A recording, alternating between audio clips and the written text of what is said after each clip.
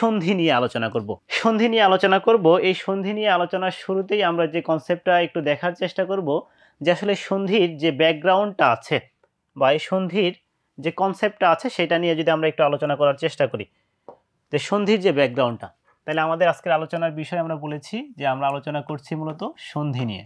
যদি শুরুতে আমরা বলি যে এই যে সন্ধি, এই সন্ধিটা বাংলা ব্যাকরণে কোথায় আলোচনা করা হয়, বিগত বছরে প্রশ্ন এসেছে। দেখেন, বাংলা ব্যাকরণের প্রধান যে আলোচ্য বিষয়গুলো আছে সেই প্রধান আলোচ্য বিষয় হচ্ছে চারটা। এই চারটার মধ্যে এই সন্ধি যে টপিকটা, এই সন্ধি টপিকটা আলোচিত হয় ধ্বনি তত্ত্বে। তাহলে আমরা বলেছি যে সন্ধি বাংলা ব্যাকরণে কোথায় আলোচনা করা হয়, সন্ধি বাংলা ব্যাকরণে ধ্বনি তত্ত্বে আলোচনা করা হয়। যদি প্রশ্ন আসে যে বাংলা ব্যাকরণের কোন তত্ত্বে বা কোথায় সন্ধি আলোচনা করা হয়, আমাদের উত্তরটা করতে হবে যে সন্ধিটা আলোচনা করা হয় মূলত ধ্বনি তত্ত্বে। এরপরে প্রশ্ন আসে অনেক সময় যে আসলে সন্ধি যে শব্দটা আছে, এই সন্ধি শব্দটার বিশ্লেষণটা কি। যদি আমরা সন্ধি শব্দটাকে বিশ্লেষণ করতে যাই, তাহলে বিশ্লেষিত রূপটা আমরা কি পাবো, একটু ভালো করে লক্ষ্য করবা যে এই সন্ধি শব্দটাকে বিশ্লেষণ করলে আমরা পাবো সম যোগ ধা যোগ ই। তাহলে আমরা বলছি যে সন্ধি যে শব্দটা আছে সেই সন্ধি শব্দটাকে বিশ্লেষণ করলে আমরা পাচ্ছি সম যোগ ধা যোগ ই। ভাইয়া, এই যে এখানে দেখো সম যোগ ধা যোগ ই বলছি, এখানে এই যে ইটা আছে, এই ইটা হচ্ছে প্রত্যয়, আর এই যে এখানে সম শব্দটা আছে এটা হচ্ছে উপসর্গ। তাহলে তোমরা যে বিষয়টা লক্ষ্য করতেছো যে এই সন্ধি শব্দটা একই সাথে প্রত্যয় দিয়ে গঠিত আবার উপসর্গ দিয়েও গঠিত। এবার প্রশ্ন যদি হয় যে আসলে সন্ধি শব্দটি কি সাধিত শব্দ, দেখবা যে শব্দের বিভিন্ন প্রশ্ন যখন হয় যে এই শব্দটা কোন ধরনের কি সাধিত শব্দ, সেই কনসেপ্ট থেকে এইটা প্রশ্ন হতে পারে যে আসলে সন্ধি শব্দটি কি সাধিত শব্দ। যদি এরকম প্রশ্ন আসে যে সন্ধি শব্দটি কি সাধিত শব্দ, সেক্ষেত্রে মনে রাখবা যে সন্ধি যে শব্দটা আছে এই সন্ধি শব্দটা হবে প্রত্যয় সাধিত শব্দ। যদিও আমরা উপসর্গ পাচ্ছি, প্রত্যয় পাচ্ছি, কিন্তু শব্দ গঠনের যে মৌলিক প্রক্রিয়াগুলো আছে, আচ্ছা শব্দ গঠনের যে মৌলিক প্রক্রিয়াগুলো আছে সেই মৌলিক প্রক্রিয়ার মধ্যে এই প্রত্যয়টা সবার আগে, এরপরে আমাদের সমাস বা উপসর্গগুলো আসবে। এজন্য আমরা বলেছি যে সন্ধি শব্দটি আমরা দিব কি প্রত্যয় সাধিত শব্দ। ওকে, এবার যদি প্রত্যয়টা অপশনে না থাকে, প্রত্যয় অপশনে না থাকলে সেক্ষেত্রে আমাদের কাজ হবে উপসর্গ যদি আমরা অপশনে পাই তখন আমরা দাগাবো উপসর্গ। কিন্তু দুইটাই যদি অপশনে থাকে, যে ধরেন প্রত্যয় অপশনে আছে উপসর্গ অপশনে আছে, সেক্ষেত্রে ভাই আমরা বলেছি সন্ধি শব্দটি কি সাধিত শব্দ, একটু কমেন্টে লিখো দেখি যে অপশনে উপসর্গ আছে প্রত্যয়ও আছে, সেক্ষেত্রে সন্ধি যে শব্দটা, সন্ধি শব্দটি কি সাধিত শব্দ, উত্তর কি দিব?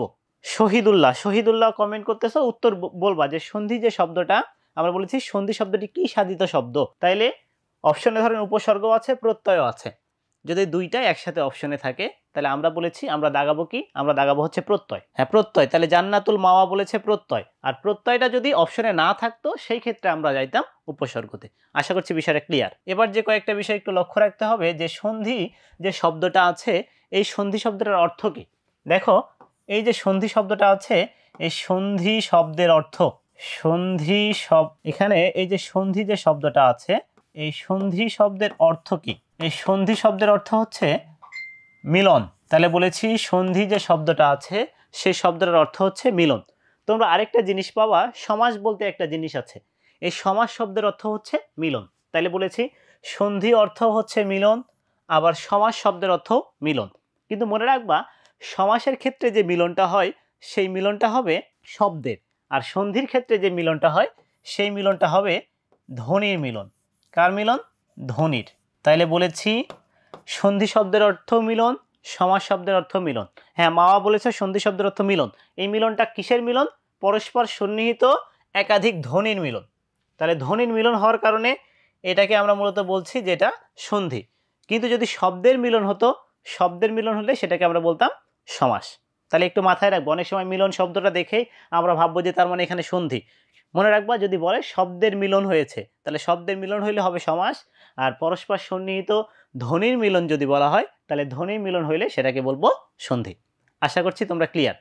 তাহলে বলেছি সন্ধি শব্দের অর্থ মিলন, সেক্ষেত্রে ধ্বনির মিলন, আর যদি বলা হতো সমাসের ক্ষেত্রে মিলন সেটা হবে শব্দের মিলন। আশা করছি তোমরা এই কনসেপ্টটা পারবা। এবার দেখো তাহলে সন্ধির ক্ষেত্রে আমরা বললাম সন্ধি ধ্বনি তত্ত্বে আলোচিত হয়, এই সন্ধি শব্দের অর্থ মিলন, পরস্পর সন্নিহিত একাধিক ধ্বনির মিলনকে সন্ধি বলে। এরপরে বলেছি সন্ধি শব্দটি প্রত্যয় সাধিত শব্দ। এবার এই সন্ধির কিছু প্রকারভেদ আছে। দেখো সন্ধিকে দুইটা ভাগে ভাগ করা যেতে পারে, একটা হচ্ছে বাংলা সন্ধি, একটা হচ্ছে বাংলা সন্ধি, আরেকটা হচ্ছে তৎসম সন্ধি। তাহলে বলেছি সন্ধিকে কয়টা ভাগে ভাগ করা যেতে পারে? দুইটা ভাগে। একটা হচ্ছে বাংলা সন্ধি, আরেকটা হচ্ছে তৎসম সন্ধি। এর বাইরে গিয়ে মূলত সন্ধিকে 3 প্রকার হিসেবে আলোচনা করা হচ্ছে।